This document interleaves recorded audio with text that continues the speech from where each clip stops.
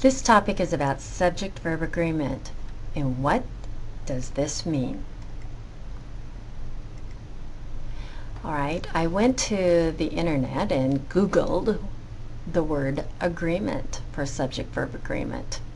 And there was a good explanation of agreement. It said a requirement for parts of a sentence in standard written English.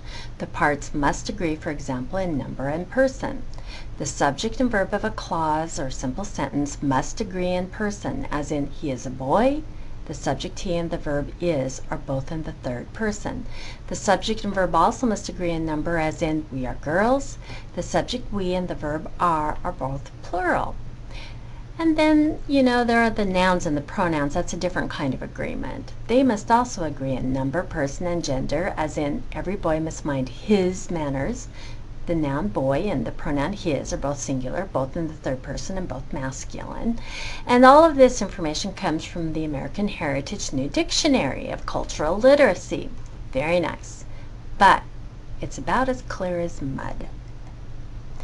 I even went online and found one site that you could go to learn more about agreement. I didn't want to beat you up with the topic, so you can use this hyperlink and go to that site and read more about it if you choose. But basically, I want to give you some examples. I want to demonstrate to you what subject and verb agreement really means. So I'm giving you a sentence. The company is hiring a new manager. Now, before you even get started, you need to know what the subject and the verb are. Okay? So, you look for the subject. In this case, the subject is company. And then you look for the verb. And in this case, the verb is hiring. Okay? The company is hiring a new manager. Company is the subject, is hiring is the verb. So here's the sentence again. Now what we're going to do is look for the agreement between company and is. So company is singular. There's only one company. Is, the verb is singular. It ends in S. There's no question about is there one is or two ises. The only issue is it ends in S.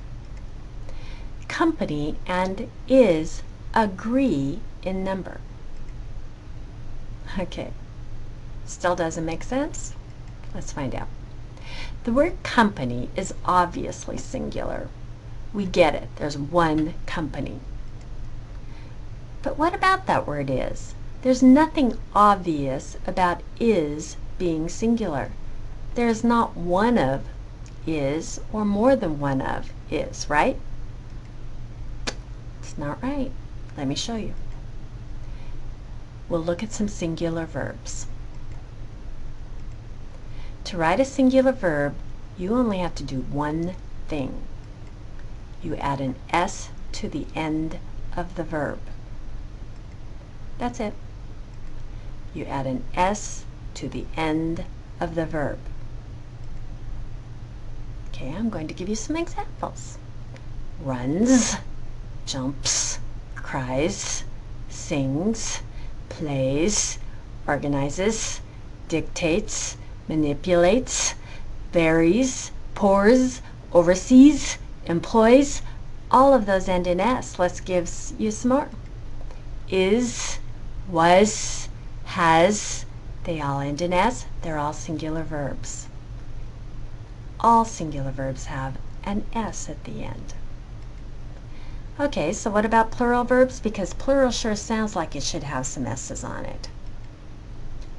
All plural verbs do not have an S at the end. Run, jump, cry, sing, play, organize, dictate, manipulate, bury, pour, oversee, employ, am, were, have. None of them have an S at the end. So logic says the plural verbs should have an S at the end, but the fact is plural verbs do not have an S at the end. Okay, so the deal is then that if you have a singular subject, you have to have a singular verb. Yes. Here's an example. One man runs to the park. So we're going to look for the subject and we'll look for the verb. Man is the subject, runs is the verb. Singular man agrees with singular verb runs. Try it again. The family plans its vacation. So we look for the subject, we look for the verb. Family is the subject, plans is the verb. Singular family agrees with singular verb plans. An apple has a worm inside. Okay, we look for the subject and we look for the verb. Apple is the subject, has is the verb. The singular apple agrees with the singular verb has. Another one. A corporation organizes a fund drive. So we look for the subject and we look for the verb. The subject is corporation. The verb is organizes. The singular corporation agrees with the singular verb organizes. All of the singular verbs have an S at the end. So then plural verbs do go with plural subjects. Here's an example. 3 men run to the park. We have a plural subject. Now let's look at the verb, run. Plural men agrees with the plural verb run. There is no S at the end of run. Here's another one. The neighborhood families plan their vacation. So the subject is families, more than one family. The verb is plan. The plural families agrees with the plural verb plan, but there is no S at the end of plan. The orchard apples have worms inside. We look for the subject apples, more than one apple, and we look at the verb have. Plural apples agrees with plural verb have. There is no S at the end. The kind corporations organize a fund drive. So we look for the subject corporations, more than one corporation, and we look for the verb organize. The plural corporation agrees with the plural verb organize that doesn't have an S at the end. None of the plural verbs have an S at the end, and they all agree with the plural subject. And I want you to look at the plural subjects. Some of the plural subjects do have S's and some of them don't have S's at the end of them. But nouns don't always have S's to make them plural. For example, we would not say 3 mans. Instead we say 3 men, and there is no S at the end of it. Now families ends in S. That's what we think of when we think of plural. More than one family, we'll add an S. Families. Apples is the same. We add an S to make the plural of apple. Apples. Corporation, corporations. So, and if you'll notice, I should have put an S at the end of corporation, I'm sorry, but the plural of corporations has an S on it. So if I decide if the subject is singular or plural, then I add a singular or plural verb. Yes. The verb that agrees with the subject is singular or plural. So we have to determine, is the subject singular? Is the subject plural? And then we add a singular verb to the singular subject and a plural verb to the plural subject. The verb doesn't talk about number. The verb is singular if it has an S at the end of it, and the verb is plural if it doesn't have an S at the end of it. That's it.